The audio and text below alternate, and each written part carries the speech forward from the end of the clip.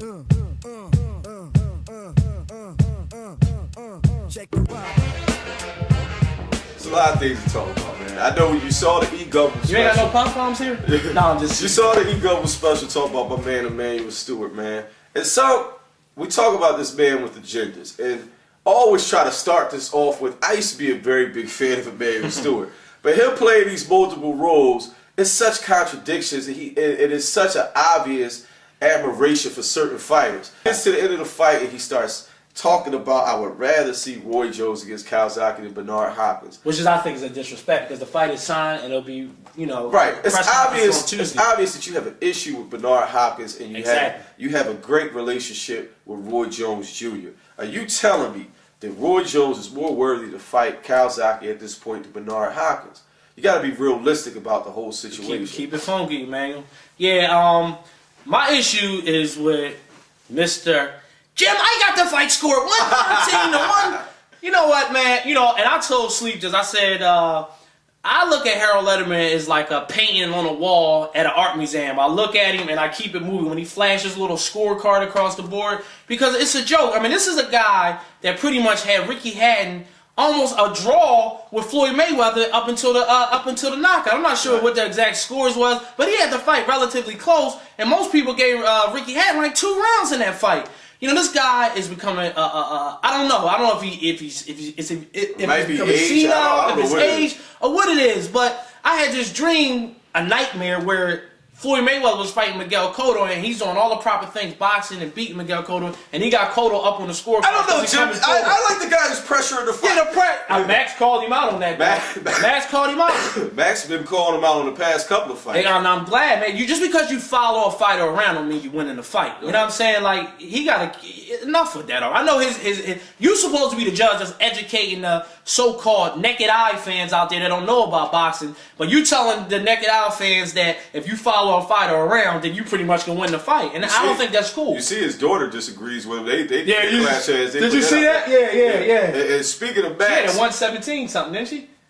I think she had it like you know. Yeah, she doesn't usually follow the same accord that he's doing. Okay. Well, that's good looking. Speaking of Max, he put on his Philadelphia impersonation of our man who was not there last night with his monologue at the end of the fight. And, you know, we all know HBO is try to move Larry out the door. Yeah, you get like them. Yeah, they forget names and stuff. They pushing Larry out the door, and even though Larry can be erratic, he remains honest to who he is. And like at times, I personally miss Larry because Larry has one of the filthiest tongues. He'll sit right in front of your face, give you an interview. He's a true journalist. He's a true journalist. So, you know, the fact that Max is moving in, and, you know, I have my issues with Max at times. Then Max goes into his Larry-esque monologue at the end, and Jim kind of puts him out there. I missed the monologue. He said that was very Larry-esque, and he went the whole route talking about the chess player and related back to the sport.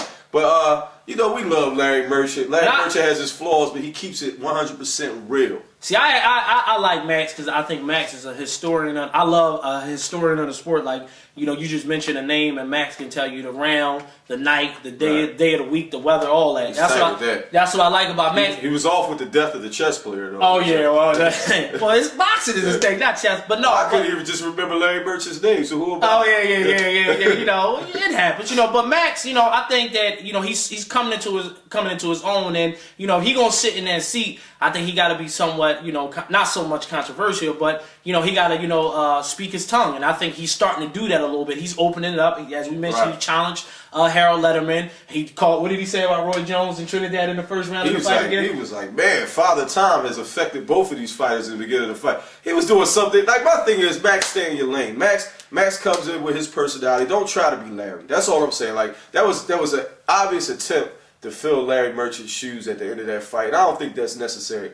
You know, Max has his own charisma. He brings his own things to the table. They got to break up that boxing after dark team. That team is trash. Yeah, you got to get some personalities in there. What I always want to see is another fighter in there. Exactly, I agree. You know, the dream team for me is y'all gonna love this one. Jim Lampley, Max Kellerman, and Iron Mike Tyson. But really, I really had it. Larry Merchant. You know, Jim Lampley and Mike Tyson. That would never work. Because him and Larry would go at it the whole fight. He'd be arrested for trying to kill Larry. I don't know Larry. I used to fight. Yeah, he'd be dropping all types of F-bombs. But the ratings would be the ratings would be great. And Barkley, like Charles Barkley and TNT. TNT, and I think the ratings would be through the roof. But they need another fighter in there with some personality. I think the thing with Emanuel, even though sometimes Emanuel gives expert commentating, is the fact that he's still in the game. He's still in the game and hitting agendas. It's a conflict of interest. He knows he doesn't need to be there, and so it shows. It shows on HBO. I know it's not television, but come on, guys, we seeing it right in front of our faces. Some things you just gotta stay pure to the sport. He never been a big fan of De La Hoya. Y'all know he used to train De La Hoya. Never was a big fan of Shane Mosley. Maybe he wanted to train Shane Mosley. Shane Mosley said, "No, I got Jack here training me." And he never ever liked Bernard Hopkins. You know, Bernard Hopkins was always, I don't know if you want to call it anti-establishment. He has his Mayweather issues too. Oh yeah, I forgot. I was going to get to Floyd. Like, yo, let Floyd have his era. Stop comparing him to Sugar. We know Sugar Ray Robinson is the greatest fighter of all time. You know, stop comparing him to Sugar Ray Robinson and Willie and all these guys. Let Floyd have his era. Those guys had their era. This is Floyd's reign. You know, y'all did the same thing with Roy. Roy Jones, people forget, Roy Jones used to take the same criticism that Floyd Mayweather takes. I saw Sweet Pea Whitaker take. It's funny how everybody got Sweet Pea as just great fighter now, but everybody used to do the same thing to him that they do to Mayweather, that they did to Roy Jones. So it happens. So let the fighters live. But speaking of Mayweather, it's a fight that was, you know, somewhat potentially signed, not potentially, allegedly signed for September 20th or whatever it is. Part 2 of Undefeated was the first one called. That's the great Jadakiss would say, why? I mean, look, it's like this, man. And I look at it like this. The economics. This is what's in my beef on this situation is with De La Hoya. Like, people coming at Mayweather, but I look at it like this. The whole boxing industry is waiting in line to fight De La Hoya. Everybody would take that fight. Cotto was waiting on his deal. Everybody wants to fight De La Hoya for economic purposes.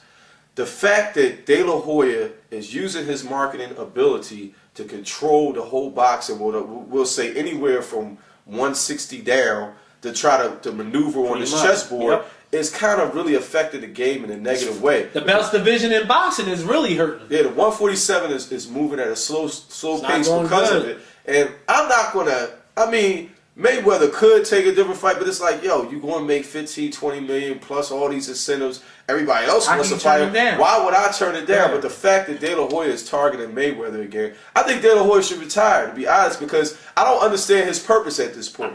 Well, I think it's 2 reasons why he's fighting Mayweather. One is, see, he wanted to fight Miguel Cotto. There's only one little problem about that. They got them pay-per-view numbers in. They ain't look too hot. 300 pay-per-view buys. De La Hoya don't do. He only do 7-figure pay-per-view numbers. And this is why he's fighting Mayweather again. You know, the Cotto and Shane fight was a measuring stick to see how good Cotto draws. And even though De La Hoya draws on his own, but why fight Cotto again, which could potentially be a brutal, rough and tough fight, and not make much money as you can make with De La Hoya, where he's not probably going to get beat up as bad. You know, he can still come out look, and this is no disrespect to Mayweather, but you know, it's a fight, proven in the first one, he can make it to the 12th round and still, you know, have his original look, how he came into the fight. And if they do half of what they did last time, it still shatter any pay-per-view numbers that's going to come out this year. I ain't mean to cut you off, Cold Train. But this is the same thing with college football. Yeah, I got beef with it. I'm just giving a perspective. Hip-hop music, commission needs to be put in. I agree. Put in a concrete system. I agree. We speak for the... I got a 12-0 record. You got 11-1 record. Who's the number 1 team? Yep. Yo, you know, you got... It's so much agendas with college football. We saw what happened to hip-hop. Yep. Hip-hop is gone. Hip-hop We saw what happened to hip-hop. You know, people started... You know, worried about they first week sales and stuff like that. It's getting to the point where it's a number game. It's an economic game. It's an economic game. All right, first of all, we know if De La Hoya fights Cotto, the numbers are going to do well. They're going to no doubt. They'll be able to play it. They'll do a mill. But it's a different type of fight. You know what I'm saying? And as well is what is your ultimate agenda, De La Hoya? Are you trying to collect belts? Are you trying to get back to the point where you was before? He a businessman. Or you just trying to be a businessman. And that takes us back to our sorry state. No, he's not a businessman. He's a business man.